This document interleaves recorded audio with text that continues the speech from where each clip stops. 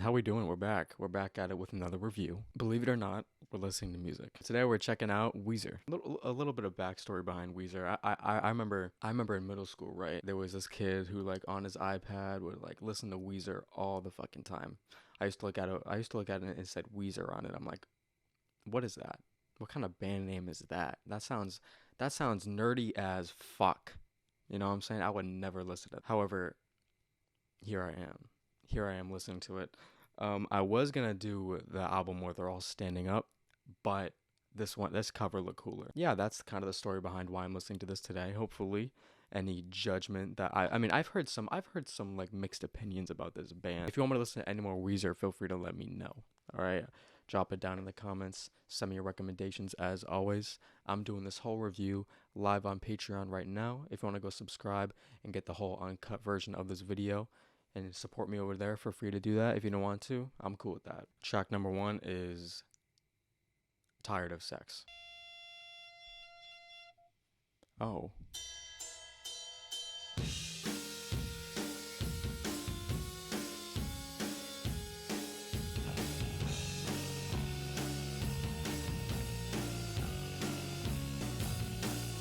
I'm spread so thin, I don't know who I am. All right.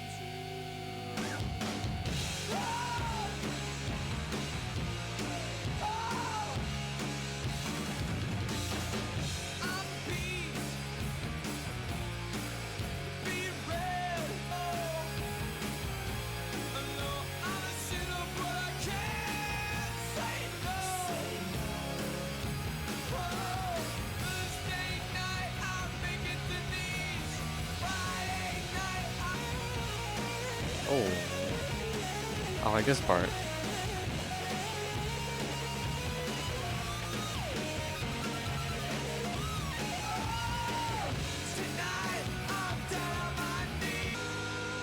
I like the editing of that a lot.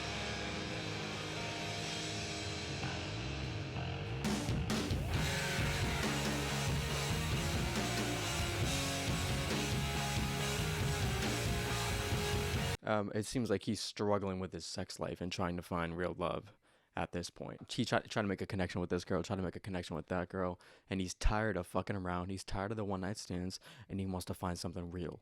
The sound of that was something that I certainly got to get adjusted to, but I didn't dislike it. You know, I didn't dislike that. I love the guitar solo towards the end of that. That was beautiful. Yeah, I mean, I thought it was a good song. Let's get into track number 2 now, which is Get You. This is beginning to hurt. This is beginning to be serious.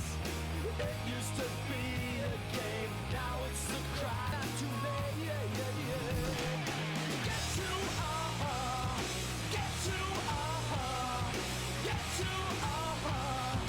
get to, get to, get to. Okay. Oh my god. But if you come back to me, then you will surely see that I'm just fooling around. Get to,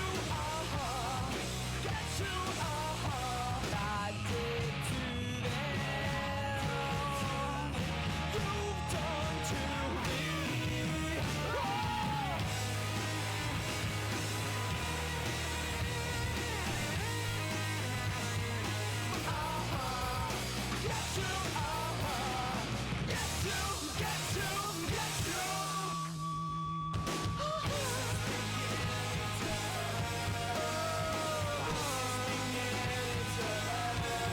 Oh man, I like this. First song. I like that one a lot more than the first song, to be honest. Telling this girl, hey, I'm just playing around. You know what I'm saying? Give me another chance. Come back around. All right. Just please.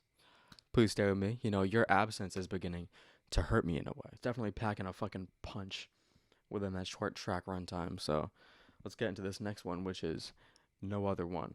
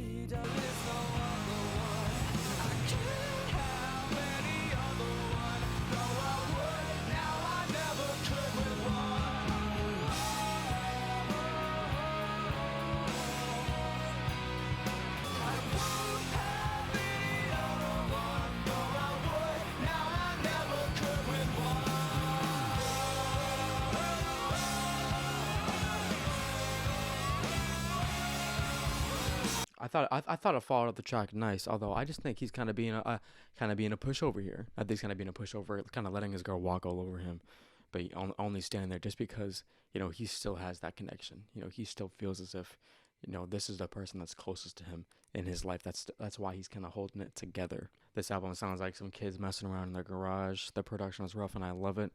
That's a good way to put it. I think I can imagine it more in that setting better, like a garage or a basement, just kind of writing songs about whatever, putting these tracks together.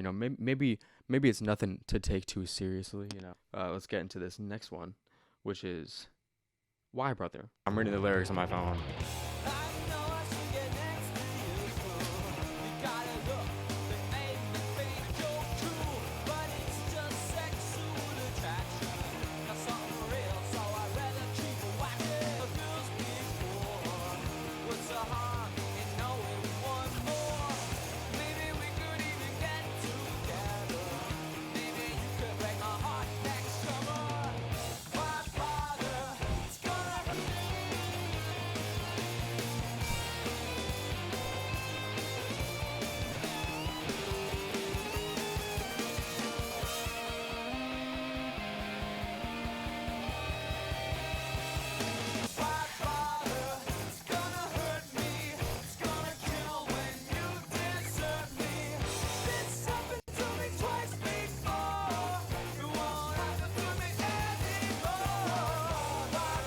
Kind of just wanting to get with this girl for the fun of it at this point. I mean, he already knows that it's gonna fuck him over in the end anyways.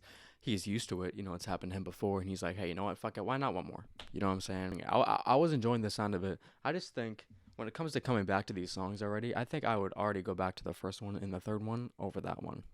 But I mean, maybe I'm just being too picky here, and maybe this album works better in a kind of start to finish experience, but we'll see. Let's get into this next one, which is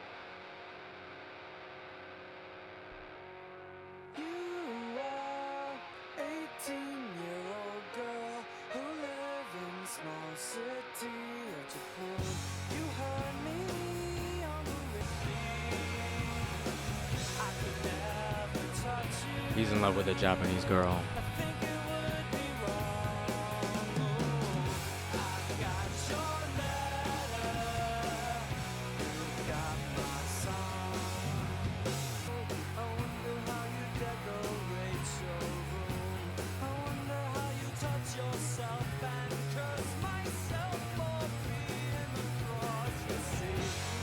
All right.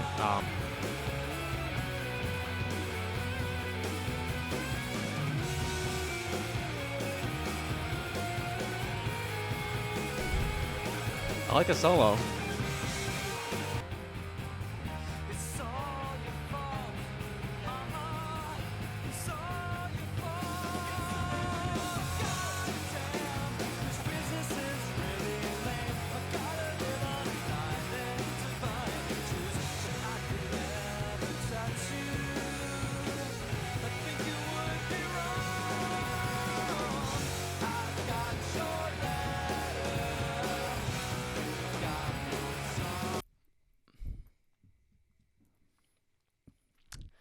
Title should be "Fuck You, Mom. I'm in love with a girl from Japan."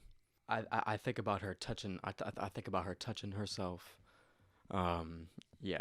Yeah. I mean, I think I didn't. The Good Life.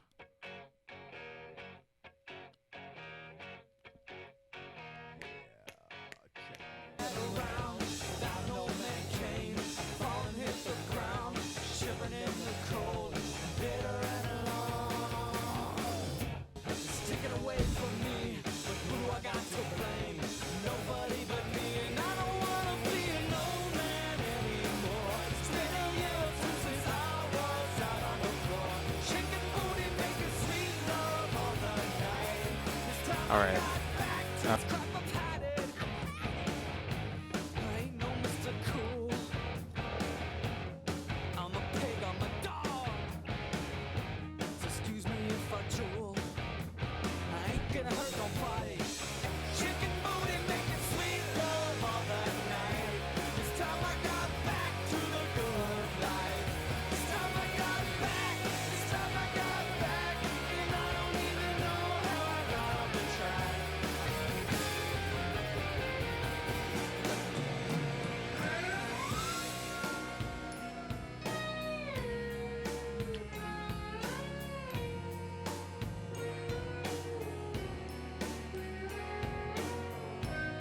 Wait a minute.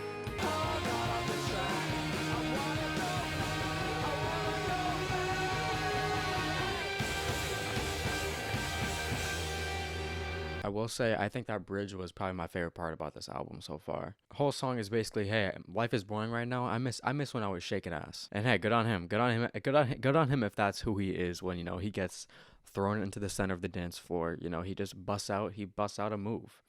That move may be a little jiggle. You know what I'm saying? He may like to twerk a little bit on the dance floor. Next one, which is El Scorcho.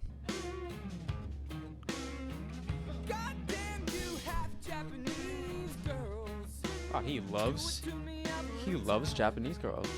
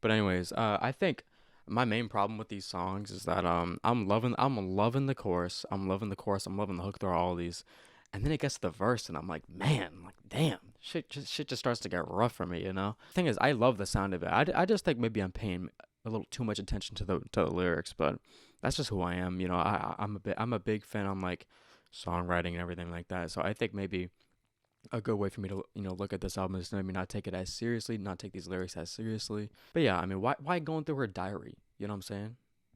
That's a complete invasion of privacy. There's nothing you could do to justify that. You know what I mean? This next song is Pink Triangle.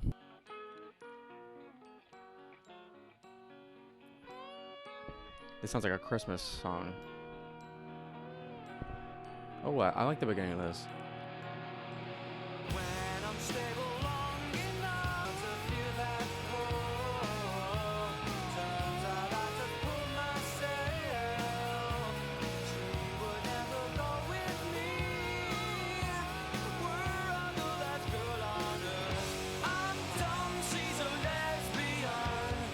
Oh.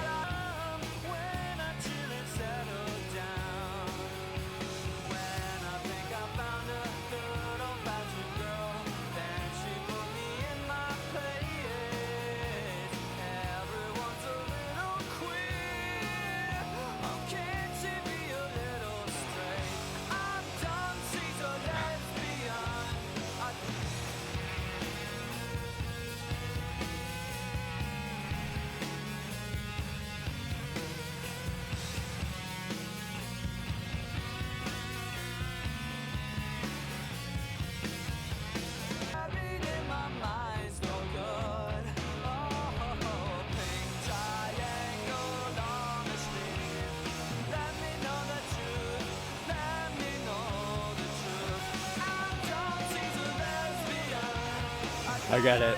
Talks about love in the beginning. Talks about love in the beginning of that. How he's putting himself back out there. He's hoping to get himself back into the love scene. He falls in love with this girl, and it turns out she's a lesbian. No. The rest of the song, he just kind of goes to complain about that.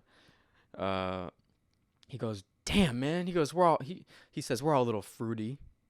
But I mean, clearly you are. Shaking ass out there. Damn, man." Just butthurt, just, you know, extremely butthurt. I'm getting a lot of butthurt vibes across this record. You know what I mean? Still, I actually did like the structure of that song a lot, though. I like the structure of that. You know, I thought it was a dope, and I have to agree with you. The tempo change, I think, was actually a nice part of the song. So yeah, instrumentally that was good though. Let's get into this next one. "Fallen for You."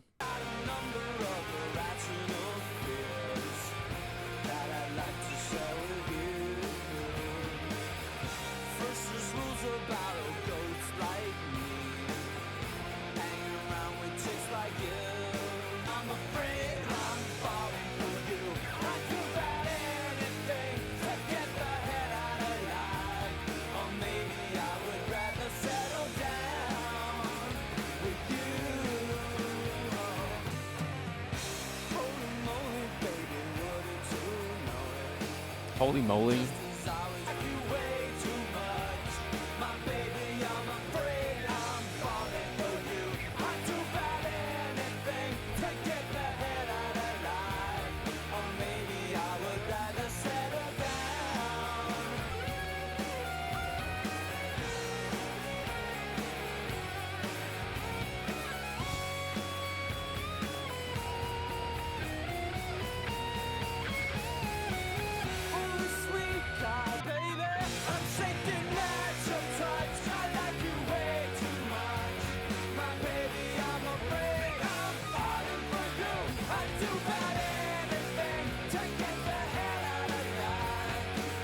Oh man, okay. You know what? That was definitely a top 3 song off of this so far. Like I agree with you. I agree with you. That solo was fucking crazy, crazy. Probably my favorite solo off this so far.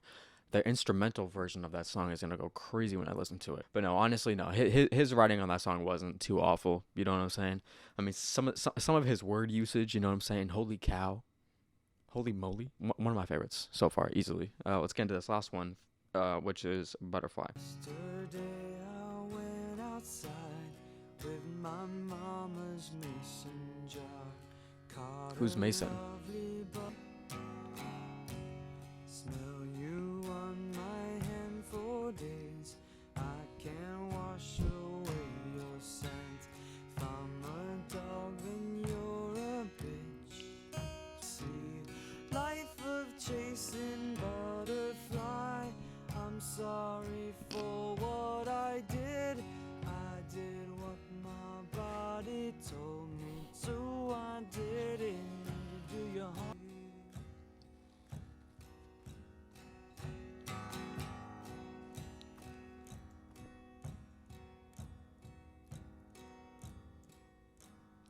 All right.